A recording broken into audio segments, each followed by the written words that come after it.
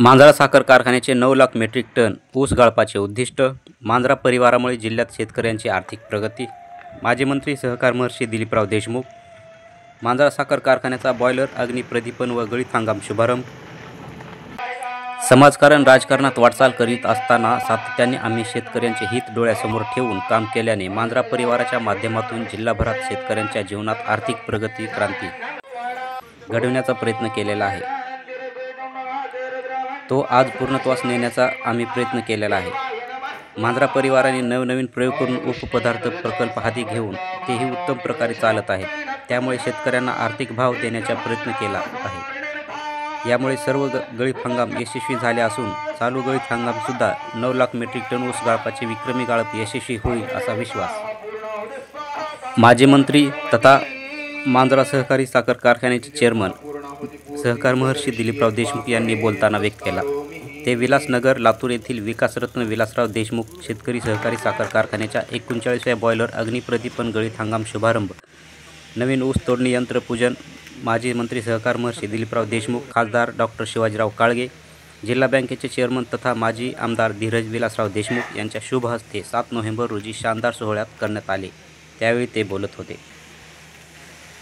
या प्रसंगी प्रमुख अतिथी म्हणून खासदार डॉक्टर शिवाजीराव काळगे, लातूर जिल्हा बँकेचे अध्यक्ष माजी आमदार धीरज विलासराव देशमुख, राज्य साखर संघाचे संचालक साहेब आबासाहेब पाटील, जागृती शुगरचे उपाध्यक्ष लक्ष्मणराव मोरे, मांजरा कारखान्याचे व्हाईस चेअरमन अशोकराव काळे, लातूर बाजार समितीचे सभापती जगदीश बावणे, जिल्हा बँकेचे उपाध्यक्ष प्रमोद जाधव, रेणा सहकारी साखर कारखान्याचे अध्यक्ष अनंतराव देशमुख, मारुती महाराज साखर कारखान्याचे अध्यक्ष श्याम भोसले, मांजराचे माजी चेअरमन धनंजय देशमुख, उपाध्यक्ष प्रवीण पाटील, संत शिरोमणी कारखान्याचे उपाध्यक्ष सचिन पाटील, इंदिरा सूतगिरणीचे चेअरमन बाळासाहेब कदम, जिल्हा बँकेचे संचालक अनुप शेळके, राजकुमार पाटील, पृथ्वीराज शिरसाट, सचिन दाताळ, संतोष देशमुख, संभाजी सूळ, बाबासाहेब गायकवाड, कारखान्याचे माजी व्हाईस चेअरमन श्रीशैल्य उटके, ऊस समिती अध्यक्ष कैलास पाटील, तात्याराव देशमुख, वसंत उपाडे, सदाशिव कदम, अनिल दरकसे, मदन भिसे, धनराज दाताळ, शंकरराव बोळंगे,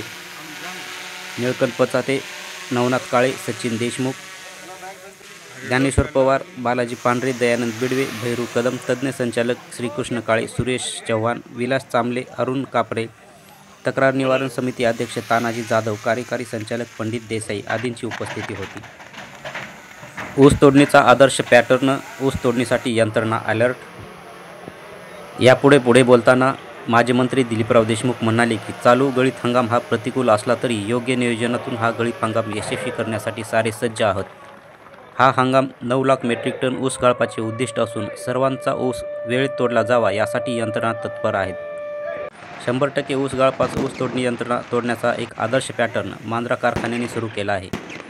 साखरेसोबतच ऊस उपपदार्थ निर्मितीतून जास्तीत जास्त दर देण्याचा आमचा प्रयत्न असून चालू वर्षी प्रति मेट्रिक टन किमान 3151 ऊस दर देण्याचा निर्णय घेतला असून ऊस तोडणीसाठी कारखाना प्रशासनाने अतिशय योग्य नियोजन करून ऊसाची तोडणी करावी अशी सूचना राज्याचे माजी मंत्री सहकार महर्षी दिलीपराव देशमुख यांनी यावेळी दिल्या आहेत.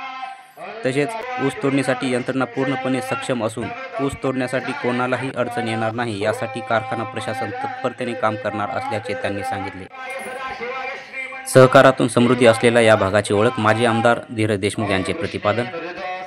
यावेळी बोलताना जिल्हा बँकेचे चेअरमन तथा माजी आमदार धीरज देशमुख यांनी सांगितले की मराठवाडा हा दुष्काळी भागातील मागासलेला भाग म्हणून ओळखला जात होता.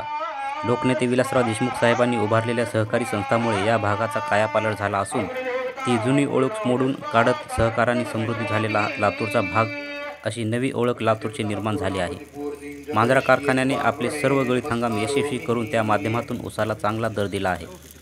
आपल्या गाळपाचे क्षमतेचे अधिकपेक्षा क्षमतेचा वापर करून मांजराने ऊस गाळपात तत्परता दाखवली असून मांजरा परिवारातील कारखाने हे सहकार महर्षी दिलीपराव देशमुख यांच्या उत्तम व्यवस्थापनामुळे सक्षम झालेले असून परिवारातील एकही कारखाना खराब नियोजनामुळे बंद पडला नाही.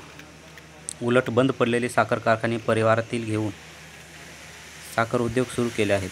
सहकाराच्या माध्यमातून शेतकऱ्यांची सेवा करण्याचा मार्ग यापुढे कायमस्वरूपी चालू राहील असा विश्वास जिल्हा बँकेचे चेअरमन तथा माजी आमदार धीरज देशमुख यांनी व्यक्त केला आहे. मांजरा साखर कारखान्यामुळे शेतकऱ्यांच्या जीवनात आर्थिक विकास. खासदार डॉक्टर शिवाजीराव काळगे. यावेळी डॉक्टर काळगे यांनी कारखान्याच्या वाटचालीचा गौरव करून या भागात मांजरा साखर कारखाना उभा राहिला, त्यामुळे शेतकऱ्यांच्या जीवनात आर्थिक मदत झाली. अधिक दर दिल्याने आर्थिक परिस्थिती चांगली झाली. लोकनेते विलासराव देशमुख यांनी सुरू केलेल्या या व सहकार मंत्री दिलीपराव देशमुख साहेब यांच्या मार्गदर्शनाखाली सुरू असलेल्या कारखाना प्रशासनाने कौतुक केले. याप्रसंगी गळीत हंगाम यशस्वी होण्यासाठी कारखाना संचालक प्रशासनास शुभेच्छा दिल्या. यावेळी कारखान्याचे व्हाईस चेअरमन अशोकराव काळे यांनी गळीत हंगाम यशस्वी करण्यासाठी केलेल्या नियोजनाची माहिती देऊन मांजरा कारखान्याच्या आजपर्यंतच्या यशस्वी वाटचालीचा लेखाजोखा त्यावेळी प्रास्ताविक भाषणातून मांडला. ह्या कार्यक्रमाचे सूत्रसंचालन सचिन सूर्यवंशी यांनी केले, तर आभार संचालक दयानंद बिडवे यांनी मानले. कार्यक्रमास विकासरत्न विलासराव देशमुख मांजरा शेतकरी सहकारी साखर कारखान्याचे सन्माननीय संचालक मंडळ, विविध संस्था पदाधिकारी, शेतकरी सभासद, खाते प्रमुख, ऊस उत्पादक, मांजरा साखर परिवारातील संस्थांचे पदाधिकारी, कार्यकारी संचालक मंडळ सदस्य, अधिकारी, कर्मचारी मोठ्या संख्येने उपस्थित होते. मी सोनेराव गायकवाड, सह्याद्री न्यूजसाठी लातूर. खंडित केलेले आहे आणि आपल्या जिल्ह्यामध्ये ज्याने काँग्रेस पक्षाला अशा परिस्थितीमध्ये यश मिळवून दिलेलं आहे. आपल्या नेत्याच्या मार्गदर्शनाखाली, अमित भैयाच्या, दिलीपरावजी साहेबांच्या आणि धीरज भैयाच्या जी मार्गदर्शनाखाली आदरणीय काळगे साहेब निवडून आलेले आहेत आणि त्या काळगे साहेबसुद्धा आज आपल्या इथं उपस्थित आलेले आहेत. त्यांचेही मी मांजरा परिवाराच्या वतीनं स्वागत करतो. आज आपल्या जिल्ह्यात पहिला कारखाना समजा पूर्वानगरला विखे पाटील पद्मश्री त्यांनी सुरू केला होता, परंतु ती करत असताना त्याचं जे विजन आहे पुढल्या ह्याच्यामध्ये कारखानदारी नुसतं उभं करून उपयोग नाही. कारखानदारीने टिकवण्यासाठी जी दूरदृष्टी लागते ती आमच्या नेत्यामध्ये होती आणि त्याच्यामुळं आज पहिला, दुसरा, तिसरा लोकांचे 5 हंगाम होतात, कुणाचे 10 होतात, कुणाचे 15 होतात, रडत पडत उठतात, कुणी विकून टाकतात. स्वहंगाम आम्ही व्यवस्थितपणे सुरू करत आहोत आणि हे करत असताना पहिल्यांदा आम्ही कोजन सुरू केलेलं आहे. फक्त ऊसाचे भाव आपल्याला द्यायचे जर असेल तर गाळप करून आपल्याला उपयोग होत नाही. ऊसाच्या चुटकीपासून ते पूर्ण त्याचा आपल्याला फायदा करायला पाहिजे. आज तंत्रज्ञान भरपूर मोठं झालेलं आहे भारतामध्ये आणि त्या तंत्रज्ञानाचं जसं साहेब म्हणायचे मोठे साहेब, जे नवं ते लातूरला हवं, तसं आमच्या चेअरमन साहेब म्हणतात जे नवं सायंटिफिकदृष्ट्या ते मांजरा कारखान्याला हवं आणि ते करत असताना पहिल्यांदा आज मला आपल्याला सांगायला अभिमान वाटतो की आज आपलं कोजन नील झालेलं आहे. म्हणजे असं नुसतं आम्ही संस्था काढून टिकत नव्हतो, तर संस्थेचं कुठलंही युनिट आम्ही तिथं प्रॉफिटमध्ये कसं येईल ह्यांचं साहेबाचं त्याच्यावर लक्ष असतं आणि ते बघत असताना कोजन आमचं नील झालेलं आहे. ती नील झालं म्हणजे आम्ही लगेचच बघत बसत नाही. ती चालल्यावर आमची डिस्टिलरी जी होती ती आपण डबल कॅपॅसिटीची केलेली आहे. म्हणजे आपण जरी नील झाले तरी आपण DCC बँक आपल्या पाठीमागं खंबीरपणे उभं असल्यामुळं आम्ही एक आपल्या शेतकऱ्याला भाव देण्यासाठी काय करता येईल हे साहेबाचं लक्ष असते. डिस्टिलरी आपण डबल केली आहे. कॉम्प्रेसर बायोग्लास प्लॅन्ट आपण पहिल्यांदा मांजरावर आता याला जागृतीला सुरू केलेलं आहे. पण आपल्या परिवारामध्ये कॉम्प्रेसर बायोगॅससुद्धा तयार आहे आणि ती कॉम्प्रेसर बायोगॅस आता आपला झाल्यानंतर त्या माध्यमातून सुद्धा शेतकऱ्याच्या भावामध्ये आपल्याला फरकच पडणार, म्हणजे ही भेटेल आपल्याला एक आणि त्याच्या प्रॉफिटमधून. आणि ती CBG गॅस करत असताना सुद्धा आम्ही एक त्यांच्यावर करार केलेला आहे आणि त्यांनीसुद्धा म्हणले की बाबा भविष्यामध्ये शक्य झालं तर गॅसची पाईपलाईन आम्ही इकडे आणण्याचा प्रयत्न करू, म्हणजे बाहेर आपण तिथून टँकनं द्यायच्या ऐवजी असं आम्ही त्यांना विनंती केलेली आहे. आणि ते जर झालं तर आपल्याला इथून टँकरनं तिथं जायच्या ऐवजी गॅस पाईपलाईनसुद्धा आपल्या कारखान्याच्या बाजूला यायला डायरेक्ट आपण तिथं गॅस आणला की आपल्या कारखान्यातला गॅस जाऊन पंपावरून तुमच्या ट्रॅक्टरला तुमच्या याला परत ते गॅस भेटणार आहे. आणि ही सर्व किमया फक्त आपले आदरणीय दिलीपरावजी देशमुख साहेबांमध्ये झालेली आहे. आणि ह्याच्यामुळं मला हे सांगत असताना आपल्याला एकच म्हणायचं आहे की आपण प्रत्येकाला आपल्याला साहेबांनी काही ना काही दिलेलं आहे आणि ही वेळ जरी नसली तरीसुद्धा आपलं काहीतरी कर्तव्य होतं. आज कामगार इथले आपण बघत असतो कारखान्याचे जे कामगार आहेत त्यांचे मुलं मेडिकलला लागले, इंजिनिअरिंगला लागले, आम्हाला त्यांचा अभिमान वाटतो. काय अभिमान वाटतो तर तुम्ही 400-500 रुपयापासून कारखानदारात टिकून राहिला. ह्या भागातल्या कर्मचाऱ्यांनी फार कष्ट घेऊन कारखाना उभा केलेला असेल. 400 रुपयाच्या त्या कामात असताना ते विचारे आपले टिकून राहिले. त्यांचासुद्धा विचार आपण पडू दिलेला नाही साहेबांनी. नंतर कुठलेही भाव त्यांनी पगार वाढ असेल ती सर्व आपण नियमाप्रमाणे द्यायचा प्रयत्न केलेला आहे. आणि हे आपल्याला माहीत असेल एक वेळेस कारखाना बंद होता. कुठलाही कारखाना बंद झाला तर आपण त्याला ले ऑफ म्हणण्यापेक्षा अर्धा पगार देऊ शकले असते साहेब, परंतु आम्ही साहेबांनी म्हणले की तसं करायचं नाही. त्या कर्मचाऱ्याला आपण 2 वर्षात का होईना परंतु पूर्ण पगार आपण दिलेला आहे कामगाराला. हे सर्व असंही केलेलं आहे. आणि त्यामुळं मी जास्त वेळ आले इथं कारखान्याचे पदाधिकारी आले, मार्केट कमिटीचे आमचे विसरून गेले आमचे महाराज मित्र व्हाईस चेअरमन आलेले आहेत, त्यांचे सहकारी आले आहेत. या सर्वांचं मी स्वागत करतो आणि माझे 2 शब्द सरपडतो. जय हिंद, जय सहकार. त्या शुभारंभाच्या कार्यक्रमाला उभा असून तुम्हा सर्वांना संबोधित करत असताना मनामध्ये एकच विचार येतो की गेली 40 वर्ष हा परिसर मागे वळून पाहिलं तर अनेक संकटामधून लातूर जिल्ह्याची ओळख जी दुष्काळी भूकंपग्रस्त भाग अनेक गोष्टीमध्ये आपण लातूरला ओळखलं होतं किंवा लोकांनी लातूरला ओळखलं होतं, पण सहकारातलं एक स्वर्ण मॉडेल म्हणून आज जी लातूरची ओळख निर्माण झाली ती खऱ्या अर्थानं मांजरा सहकारी साखर कारखान्यामुळेच ती झालेली आहे. आणि मांजरा सहकारी साखर कारखाना आणि लातूर जिल्हा मध्यवर्ती बँक ह्या दोघांचं जे एक मिलन आहे, जसं रामायणामध्ये राम आणि लक्ष्मणाची जोडी, तर लातूरच्या आर्थिक विकासामध्ये मांजरा आणि लातूर जिल्हा मध्यवर्ती बँक ही राम आणि लक्ष्मणाची जोडी म्हणून ओळखली जाते, असं आपण म्हणलं चुकीचं होणार नाही. कारण की त्या वेळेस जेव्हा मांजराची सुरुवात झाली तर मोठे साहेब आणि आदरणीय विलासराव देशमुख साहेबांनी एक विचार इथं मांडला की पश्चिम महाराष्ट्रामध्ये जी साखर कारखानदारी असते त्या पद्धतीचा एखादा उद्योग आपल्या भागामध्ये आपल्या शेतकऱ्यांसाठी होऊ शकतो का, हे धाडस त्यावेळेस त्यांनी घेतलं. त्यांना त्यांच्या सगळ्या सहकार्याने आदरणीय काळेसाहेब असतील, काका असतील, त्यांची सगळी ही मंडळी त्यांच्या मागं जी उभे राहिली आणि इथले कष्ट करणारे शेतकरी की त्यांच्या हाकेला ओ देऊन की ज्या भागामध्ये ऊसाचं कांड देखील नव्हतं त्या भागामध्ये ऊसाचं नंदनवन फुलवण्याचं काम ह्या कष्टकरी शेतकऱ्यांनी केलं आणि त्याच्या माध्यमातून आज आपण हा दिवस पाहतोय. व्हाईस चेअरमनने सांगितलं की त्या काळामध्ये काय अडचणी असायच्या, बाहेर राज्यातून काय ऊस आणावा लागत होता, पहिला भाव काही जुनी मंडळी सांगते 400-500 रुपये, शेअर घ्यायला देखील लोक तयार नव्हते, त्याच्या मागं घेऊन आपण शेअर घ्या म्हणून लोकांच्या मागे पळायचो. ही सगळी परिस्थिती असताना, ही सगळी अडचण असताना काही लोकांनी असा विचार केला तर आपण का करतोय, कुणासाठी करतोय, कुणासाठी एवढं झटायचं, आपण लोकांना सांगतोय शेअर घ्या पण लोक शेअर घेत नाही. ह्या भागामध्ये पाण्याची परिस्थिती नाही, पाणी घेणारं पीक आपण लावायचा प्रयत्न करतोय आणि मला खात्री आहे की प्रत्येक वेळेस एखाद्या धाडसी निर्णयाला, एखाद्या नवीन पावलाला लोक त्यावेळेसही हिनवत असतील. त्या काळातली काही मंडळी त्यावेळेस या मंडळीला बघून सांगत असतील की नवीन पोरं काय करायला लागली. आणि त्यावेळेस असं होत असेल त्या काळामध्ये, आता हे काय नवीन आहे, बघू काय करतात का, काही होतं का. पण त्यांनी ते धाडस केलं, त्यांनी ते पाऊल उचललं, त्याच्यामध्ये तुमच्या सर्वांचं सहकार्य, आशीर्वाद आणि त्या कष्टाच्या मोलाला चांगला भाव देण्याचं काम ह्या कारखान्यानं आणि मांजरा परिवारानं सातत्याने केलेलं हे आपण आता अलीकडं पाहतो. म्हणजे 1250 कारखानाच्या कॅपॅसिटीवर सुरू झालेला कारखाना आज मांजरा परिवार जवळपास 35,500च्या पुढं प्रतिदिन कार्यक्षमतेचा झालेला आहे. म्हणजे ज्या पहिल्या सीझनमध्ये किंवा काही पौष्टिक सीझनमध्ये टोटल वार्षिक क्षमता जेवढी काका गाळप व्हायची म्हणजे 1250 टन आणि जर 100 दिवसांना आपण सीझन केला तर तेव्हा जेवढं गाळप व्हायचं आज आपण एका दिवसामध्ये तेवढं गाळप सध्या करतोय. ही किमया आपल्या सर्वांच्या माध्यमातून ह्या लातूरकरांच्या भविष्याला वेग देणारी गोष्ट झालेली आहे. बैलगाडीतून ट्रॅक्टर, मिनी ट्रॅक्टर मधून मोठा ट्रॅक्टर मधून आता इनफिल्डर ते हार्वेस्टर ही यंत्रणा आपण उभी केली. कॅपॅसिटी वाढवण्यामध्ये साखर कारखाना, साखर काढण्यापासून मळीचं उत्पादन मध्ये डिस्लरी आली, डिस्लरीमधून कोजेन आलं, कोजेनमधून आता बायोगॅस येतोय. येणाऱ्या काळामध्ये मला खात्री आहे, मी नेहमी सांगत असतो की हे सहकार क्षेत्रातले किंवा साखर कारखाने येणाऱ्या काळामधल्या बायो रिफायनरीज असतील. तिथपर्यंत आपण पोहोचलेलो आहे. एका बायो रिफायनरीमध्ये जे काही पदार्थ तयार होतात ते सर्व काही पदार्थ आपल्या कारखान्यामध्ये होत असतात. बायो रिफायनरीमध्ये काय तयार होतं, वीज निर्मिती होते, आपल्या कारखान्यामध्ये वीज निर्मिती होते. बायो रिफायनरीमध्ये इंधन निर्मिती होते, आपल्या कारखान्यामध्ये इथेनॉलच्या माध्यमातून इंधन निर्मिती होते. बायो रिफायनरीमध्ये गॅस निर्मिती होते, आपल्या कारखान्यामध्ये आता बायोगॅस निर्मिती होते. म्हणजे कुठेही आपण कुठल्याही एका बायो रिफायनरीपेक्षा किंवा रिफायनरीपेक्षा कमी नाही आहोत.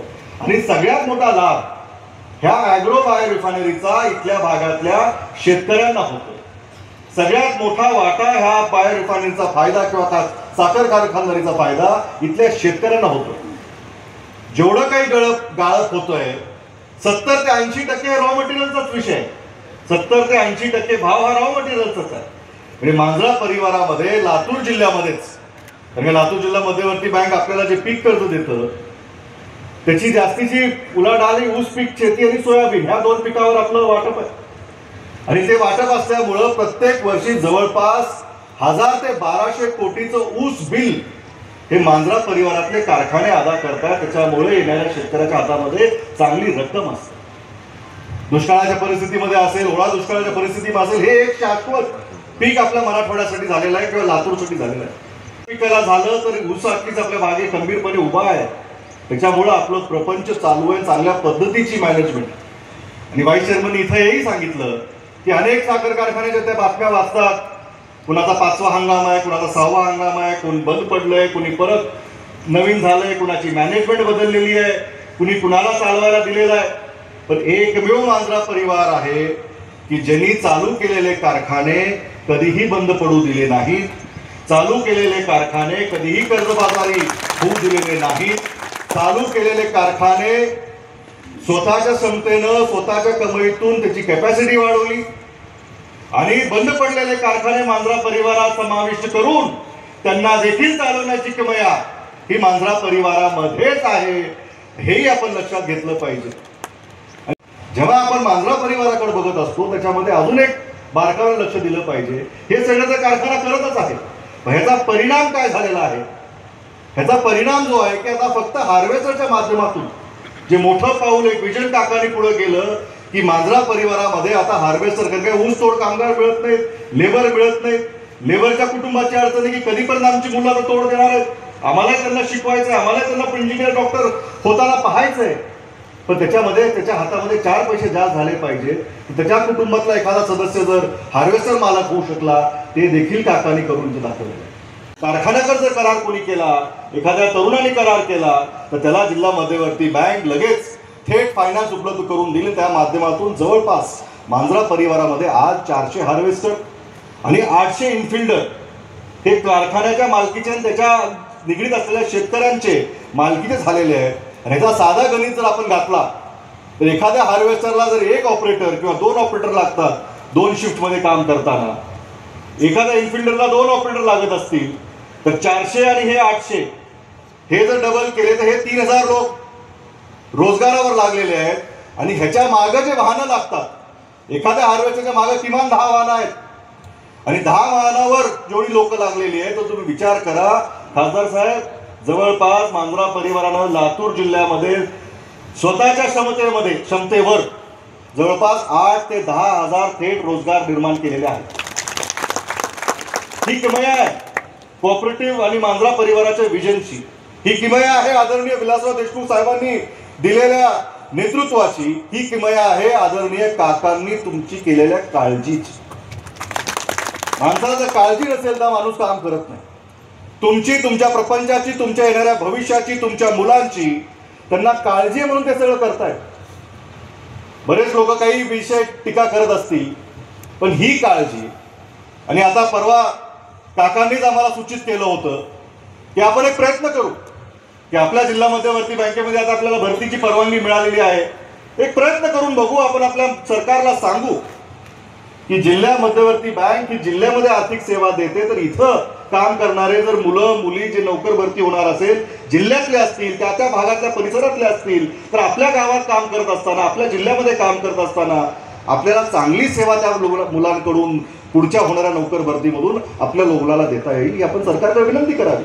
आम्ही अशीच विनंती केली त्यावेळेस सरकारनंही, मी सरकारचं अभिनंदन करीन की सरकारनंही पहिल्यांदा लातूरसाठी अपवाद म्हणून विरोधी पक्षाचा माजी आमदार विनंती पाठवतो म्हणून ह्याला केराची टोपली दाखवली नाही. पण त्या निर्णयाला, ह्या निर्णयातून लातूरचा तर भलं होईलच, महाराष्ट्र राज्यभरामध्ये जेवढ्या जिल्हा मध्यवर्ती बँक आहेत सहकार क्षेत्रामध्ये एक निर्णय त्यांनी असा घेतला की ज्या त्या जिल्हा मध्यवर्ती बँकेमध्ये जी काही भरती होईल तर जास्ती करून प्राधान्य 70% भरतीची जागा स्थानिकांना तिथं मिळाली पाहिजे. जे निर्णय सरकारने घेतला तर सरकारचेही मी तर जाहीर आभार व्यक्त करीन, मुख्यमंत्र्यांचे जाहीर आभार व्यक्त करीन, उपमुख्यमंत्री अजितदादांचे जाहीर आभार व्यक्त करीन, उपमुख्यमंत्री एकनाथ शिंदेचे जाहीर आभार व्यक्त करीन. आणि सर्वात जास्त आभार कुणाचे व्यक्त करायचे असतील तर आपल्या हक्काचे लातूरचे सहकार मंत्री जे जिल्हा मध्यवर्ती बँकेमध्ये संचालक आहेत आणि त्यांच्या जिल्हा मध्यवर्ती बँकेमधून हा पहिल्यांदा निर्णय झालेला आहे, मी त्यांचे जाहीर आभार इथं व्यक्त करीन. आणि आपण जी मागणी केली त्याला मागणीला हो देण्याचं काम या सरकारनं केलं, त्याबद्दल त्या सरकारचे मी इथं आभार व्यक्त करीन. आणि खासदार साहेब, आपल्याकडे ही विनंती राहील की आपल्याच या मांजराच्या परिसरामध्ये किंवा या महाराष्ट्रामध्ये आपला शेजारी मराठवाडा रेल कोच फॅक्टरी आहे, ज्याचं उद्घाटन 5दा झालंय. तुम्ही म्हणलात की काही मुलीचे कार्यक्रम 5दा होतात पण कारखान्यामधून चिमणीतून धूर येत नाही. उद्घाटन 5दा झाले. तुम्ही देखील सभागृहामध्ये अनेकदा ते प्रश्न विचारले की बाजूच्या शेजारीची आता रेल कोच फॅक्टरी आहे, त्याच्यामध्ये जी नोकर भरती होईल अजून एकही झाली नाही खासदार साहेब. तर माझं आपल्याला अशी विनंती असेल की मराठवाडा रेल कोच फॅक्टरी असेल तर इथं जे काही रोजगार होतील, कारण का ती लातूरमध्ये आहे तर लातूरला प्राधान्य असावं आणि ती मराठवाड्याची आहे म्हणून मराठवाड्यातल्या युवकांना तरुणांना इथं रोजगार असताना किमान 80% रिझर्वेशन मराठवाड्याच्या भूमिपुत्रांना असावं. आणि आपल्या महाराष्ट्र शासनाने त्या प्रकल्पाला जमीन दिलेली आहे, केंद्र शासनाचा अर्थपुरवठा आहे, त्यामुळं राज्य सरकार आणि केंद्र सरकारचं जॉईंट प्रोजेक्ट असल्यामुळे आणि त्याचा मेळावा खासदार साहेब, परवा आम्ही एक बातमी ऐकली, आता आपलं अधिवेशन परत डिसेंबरमध्ये सुरू होणार आहे. आमची हा लातूरमध्ये व्हावा अशी आम्ही जाहीर मागणी आपल्याकडे करतो आणि आपण ते जरूर करताल अशी आमची आशा आपल्याकडे आहे. कारण आपल्या हक्काचं आपल्या भागातल्या गोरगरीब ग्रामीण जी शिकलेली मुलं आहेत, मुली आहेत, त्यांना येणाऱ्या काळामध्ये भविष्यासाठी ही रेल कोच फॅक्टरी आहे.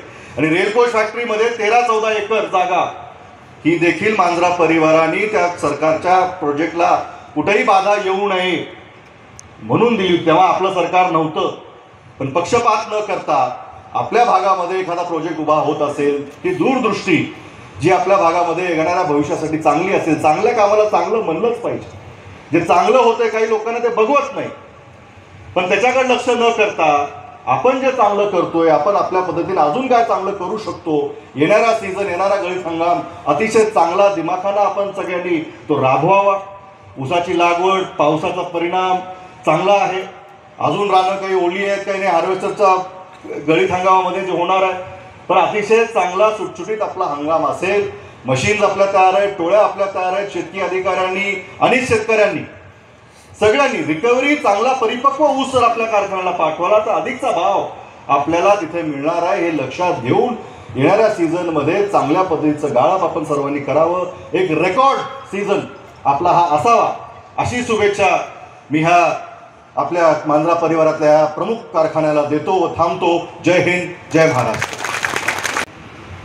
की लातूरकरांच्या आयुष्यात चांगले दिवस निर्माण करणारा कारखाना म्हणून ज्या कारखान्याकडे बघितलं जातं, शेतकऱ्यांच्या भविष्याचा विचार करणारा परिवार म्हणून ज्या कारखान्याकडे बघितलं जातं, त्या कारखान्याच्या बॉयलर प्रदीपनाला आज उपस्थित राहण्याचं भाग्य मला मिळालं. हे माझं भाग्य. आज 40 वर्षापूर्वी आदरणीय मोठ्या साहेबांनी जे विजन डोळ्यासमोर ठेवून हा कारखाना उभा केला आणि ज्या तळमळीनं आणि प्रामाणिकपणे हा चालवण्याचा खटाटोप ज्यांच्या साहेबांच्या, दिलीपरावजी साहेबांच्या मार्गदर्शनातून आपण पाहत आहोत, त्या सगळ्याचं फलित म्हणून आज हा सुवर्ण दिन आज आपणाला पाहण्याचं भाग्य मिळत आहे. आत्ताच साहेब सांगत होते की जे मशिनरी आता सध्या ऊस कट करण्यासाठी आणि ट्रान्सपोर्टेशनसाठी वापरली जाते, त्यासाठी लागणारी जी मशिनरी आहे ती खरेदी करणारा मांजरा परिवार हा म्हणजे सगळ्यात मोठा परिवार आहे जगातला. वर्ल्ड रेकॉर्ड त्यांनी केलेला आहे. त्याबद्दल खूप खूप मनापासून अभिनंदन त्या पूर्ण म्हणजे टीमचं मी करतो. पूर्ण जगभरामध्ये सगळ्यात जास्त मशिनरी खरेदी करणारा कारखाना म्हणून यांच्याकडे बघितलं गेलं. खूप आनंदाची गोष्ट आहे, अभिमानाची गोष्ट आहे. एक लातूरकर म्हणून ज्या पद्धतीनं अविरतपणे कर्मचाऱ्यांनी आणि शेतकऱ्यांनी साथ या कारखान्याला दिली त्याबद्दल शेतकऱ्यांचं आणि कर्मचाऱ्यांचं सुद्धा खरंच अभिनंदन करावं तेवढं कमी आहे. अतिशय प्रामाणिकपणे अतिशय चांगल्या पद्धतीनं हे काम करत असताना जास्तीत जास्त भाव कसा देता येईल आणि तो भाव देण्यासाठी कोजनरेशन, विद्युत निर्मिती, इथेनॉल असेल, आता कॉम्प्रेस बायोगॅस असेल, याच्या माध्यमातून उत्पन्न कारखान्याचं कसं वाढवता येईल असा प्रयत्न करून उत्पन्न वाढवून शेतकऱ्यांना अतिशय चांगला भाव देण्याचं काम हा कारखाना करत आहे. आणि धीरज भैयांचं सुद्धा आणि त्यांच्या पूर्ण DCC बँकेच्या पूर्ण टीमचं सुद्धा अभिनंदन आणि कौतुक करावं तेवढं कमी आहे. कारण त्यांच्या सहकार्याशिवाय आज कुठलेही कारखाने म्हणा किंवा युनिट सहकारातले चालवणं शक्य नाही. बँकेचं सहकार्य हे यासाठी खूप महत्त्वाची गोष्ट आहे आणि आपल्या माध्यमातून आपण पूर्ण क्षमतेने जिथं जिथं गरज पडेल तिथं आपण सहकार्य केल्यामुळंच हे शक्य आहे. आणि खरंच हा सहकारातला एक अतिशय अद्भुत असा पॅटर्न आपणाला लातूर जिल्ह्यामध्ये पाहायला मिळतो. आदरणीय दिलीपरावजी देशमुख साहेबांचं खूप म्हणजे मोठं मार्गदर्शन, खूप मोठं डिव्होशन यासाठी आपणाला लाभलेलं आहे. यासाठी आपण खरंच सर्वजण भाग्यवान आहोत. आज या कारखान्याच्या माध्यमातून यावर्षी शेतकऱ्यांसाठी खरंच फार चांगले दिवस आहेत असं म्हणता येत नाही, पण कारखान्याच्या माध्यमातून एक आशेचा किरण आज शेतकऱ्यांसाठी उघडा होत आहे, ओपन होत आहे. आणि त्यानिमित्तानं हा खरंच शेतकऱ्यांच्यासाठी सुद्धा एक मनस्वी आनंदाचा दिवस आहे. आज या माध्यमातून इतर पिकांचं मोठ्या प्रमाणात नुकसान झालेलं आहे आणि नदीकाठच्या ऊसाचं जरी नुकसान झालेलं असलं तरी नदी परिसर सोडून बाहेरच्या परिसरामध्ये ऊसाचं मोठं उत्पादन यावर्षी आपणाला झालेलं पाहायला मिळत आहे. आणि त्या शेतकऱ्यांसाठी हा ऊस हाच एक अशीच किरण शिल्लक राहिलेला होता आणि त्यासाठी कारखाने चांगल्या पद्धतीनं यावर्षी चालवून त्यांना जास्तीत जास्त आपणाला कशी मदत करता येईल यासाठी आपल्या सगळ्यांच्या माध्यमातून आपण प्रामाणिकपणे प्रयत्न करावा एवढीच विनंती या निमित्तानं मी आपणा सगळ्यांना करतो.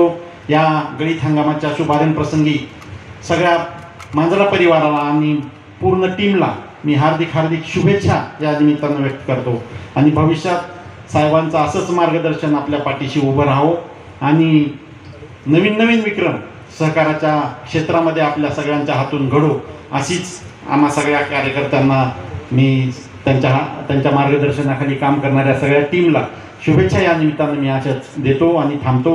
जय हिंद, जय महाराष्ट्र. याच निमित्तानं आत्ताच धीरजभाई यांनी ज्या रेल्वे कोच फॅक्टरीबद्दल अपेक्षा व्यक्त केली त्यासाठी ऑलरेडी मी चर्चा त्यांच्याशी केलेली आहे. त्यांच्या माध्यमातून इथल्या विविध म्हणजे पॉलिटेक्निक असेल, ITI असेल, या ठिकाणी स्पेशल कोर्सेस चालू करण्याचे निर्देश कारखान्याच्या वतीनं दिले असल्याचं मला त्यांनी सांगितलं आहे आणि येत्या काळामध्ये नक्कीच आपल्या लोकल सगळ्या विद्यार्थ्यांना तिथं काम करण्याची संधी उपलब्ध करून देऊ असं अभिवचन तिथल्या MDनी मागच्या माझ्या व्हिजिटमध्ये मला दिलेलं होतं.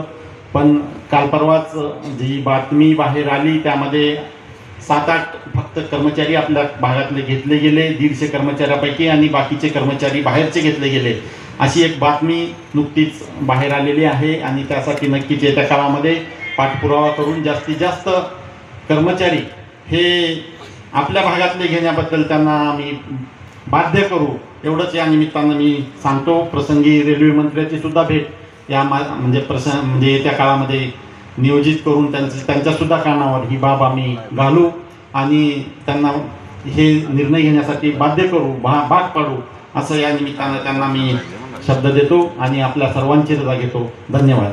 आज दुपारी 12:30 वाजता काही लग्नाची वेळ आहे त्यामुळे फार मोठी भाषणं न ठेवता काही मोजक्या लोकांनी आज या कार्यक्रमाला शुभेच्छा द्यावी आणि म्हणून त्या पद्धतीनं आपले व्हाईस चेअरमन सन्माननीय काळेसाहेबांनी आपल्यासमोर प्रास्ताविक केलेलं आहे. कारखान्याची जी काही गेल्या 40 वर्षाची वाटचाल झाली त्या वाटचाल संदर्भात त्यांनी संक्षिप्त पण जी आवश्यक आहे ती माहिती सगळी दिलेली आहे. धीरजभाईच्या भाषणामधनं या जिल्ह्यातले कारखाने जे मांजरा परिवाराचे कारखाने बरेच आहेत पण मांजरा परिवाराचे कारखाने आणि जिल्हा मध्यवर्ती बँक याच्या संयुक्त प्रयत्नातून या जिल्ह्यामध्ये एक प्रकारची शेतकऱ्याच्या मध्ये आर्थिक अशा प्रकारची प्रगती झाली, क्रांती झाली.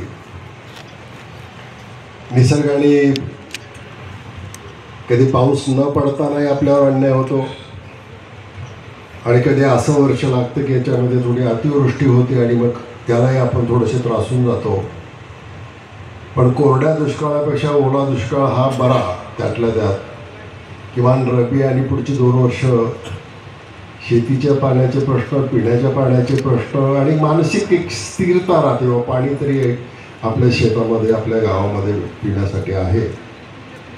आणि म्हणून एक चांगलंच अडचण झाली आहे का थोडीशी निश्चित झाली आहे. सोयाबीनसारखं पीक असलेलं आज पाण्यामध्ये जाऊन अडकलं आहे. त्याच्यामध्ये एक प्रकारचा ओलावा मॉइश्चर निर्माण झालेला आहे. भाव थोडेसे आता या आठवड्यामध्ये सुधारलेत बऱ्यापैकी, पण मागच्या पंधरवड्यामध्ये तर खूप कमी भाव होते. आपल्याला वाटतं कधी कधी आज 7 तारीख आहे की कारखान्याच्या मुली टाकायला उशीर झाला की काय म्हणून, पण यावर्षी दसरा आणि दिवाळी एवढ्या लवकर झाली त्यामुळे लोकांना असं वाटलं कधी सुरू होणार कधी सुरू होणार. मला आठवतं की अनेक वर्षामध्ये दिवाळी ह्या बऱ्याचदा नोव्हेंबरच्या पहिल्या आठवड्यात असायच्या. 7 किंवा 8 तारखेला भाऊबीज असायची आणि मग आमचे शेतकी अधिकारी म्हणायचे की साहेब लेबर आता येत नाही, एक तर त्याला दिवाळीच्या आधी आणून ठेवावं लागतं, नाहीतर मग दिवाळी झाल्यासच ते निघतात वगैरे. तर त्या काही पावसाच्या कारणामुळे थोडासा उशीर झाला आणि एक समजून घेतलं पाहिजे. आपण अंतिम दर या ठिकाणी जाहीर केलेला आहे. मांजरा परिवाराचा आणि ह्या कारखान्याचा अंतिम दर हा 3151 रुपये किमान राहील म्हणून सांगितलं. याच्या खाली 1 रुपया कमी असणार नाही. आणि सुदैवानं जर हवामान आणि रिकव्हरी आणि थंडी अजून पडणं बाकी आहे, ऊसामध्ये साखरेचं प्रमाण जर वाढायचं असेल तर थंडीसुद्धा आवश्यक आहे.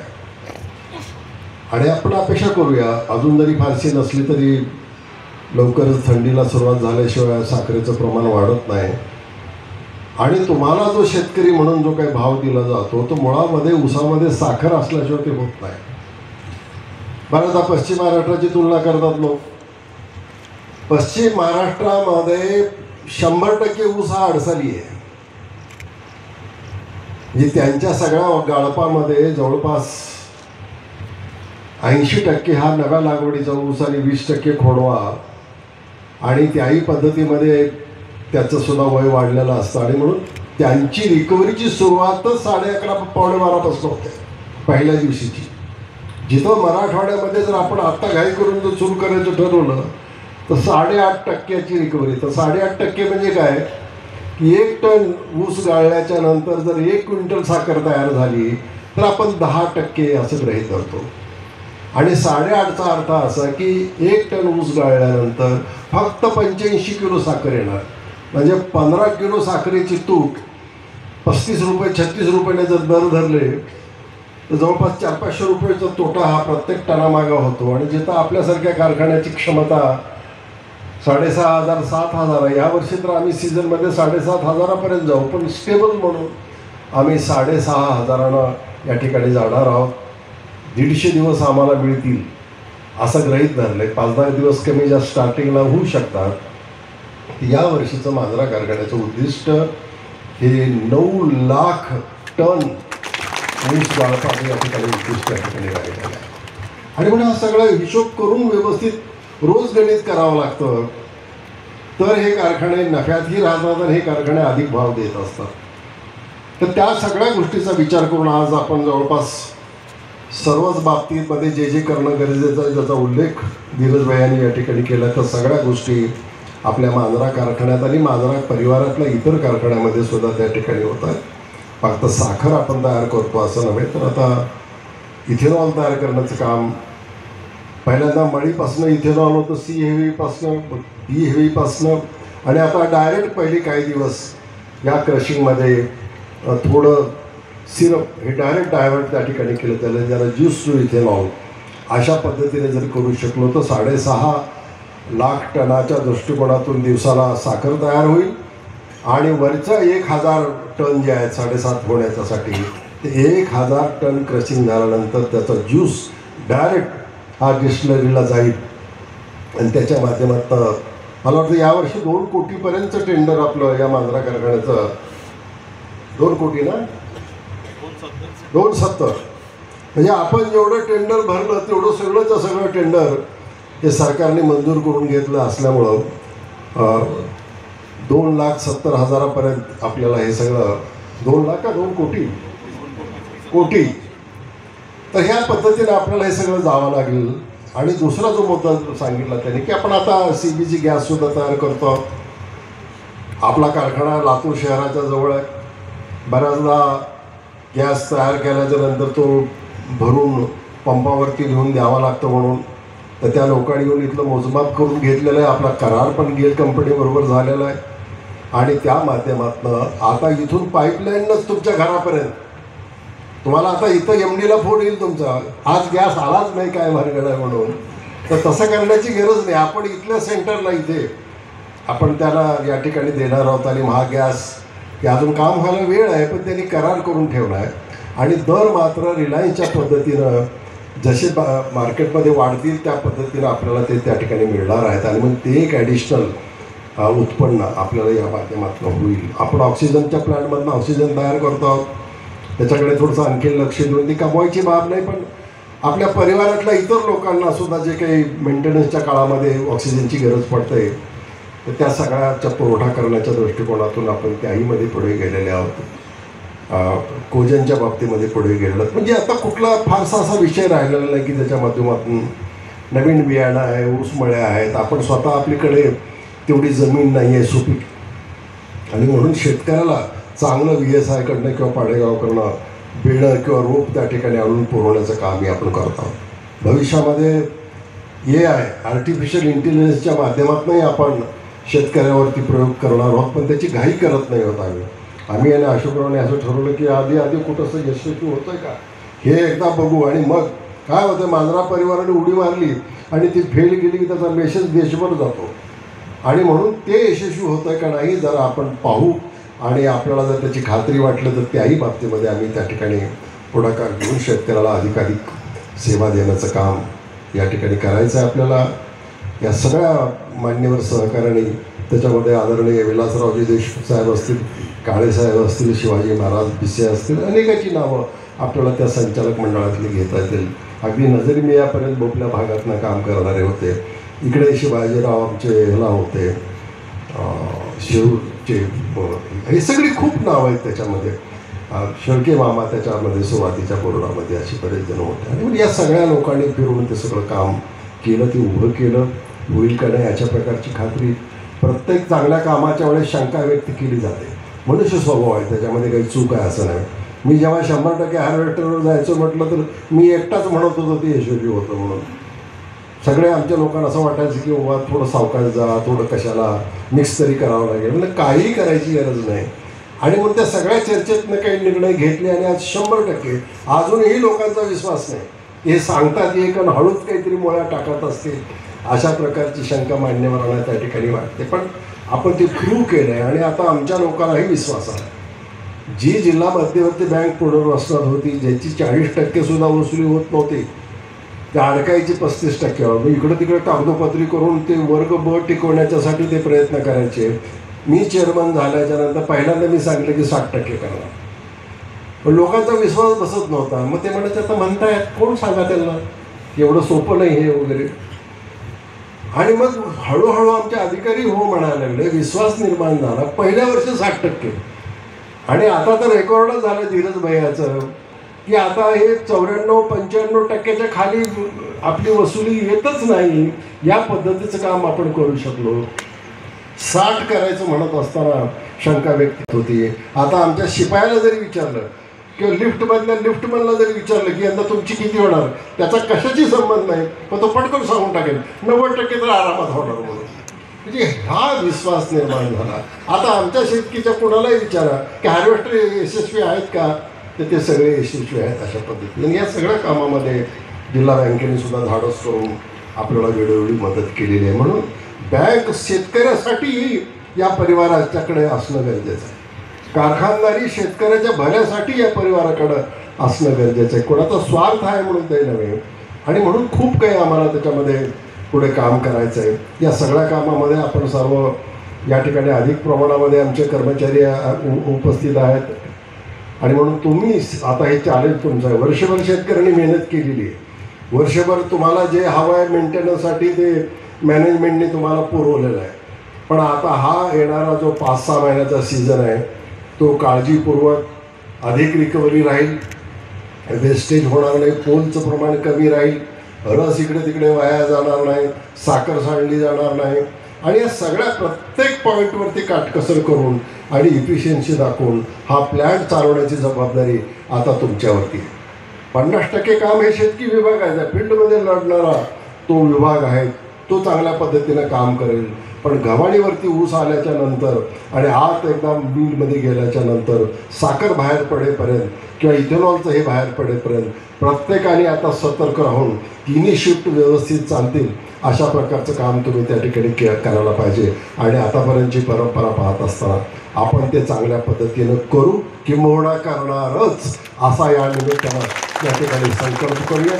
आणि अधिक न बोलताना एका चांगल्या कार्यक्रमाचं नियोजन अशोकरावजी असतील किंवा त्यांचे सगळे सहकारी त्या ठिकाणी आहेत त्या सर्वांनी केलेलं आहे. MD आणि अधिकाऱ्यांनी केलेलं आहे. आपण सर्वांनी त्याच्यामध्ये सहभाग घेतलेला आहे.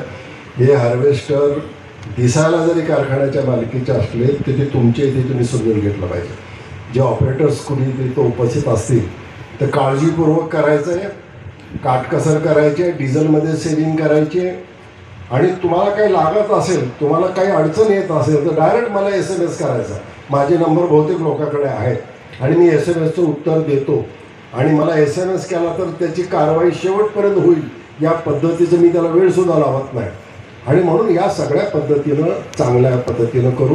कसल्याही प्रकारचा ऊसतोड करत असताना त्या शेतकऱ्याला त्रास होणार नाही. तो शेतकरी त्या शेताचा मालक आहे. त्यामुळं विनम्र वागणूक, व्यवस्थित त्यांना नम्रतापूर्वक बोलणं करणं, कुठलाही त्रास होणार नाही. मध्ये आम्ही आपलं खासदार साहेब डबे सुरू केले.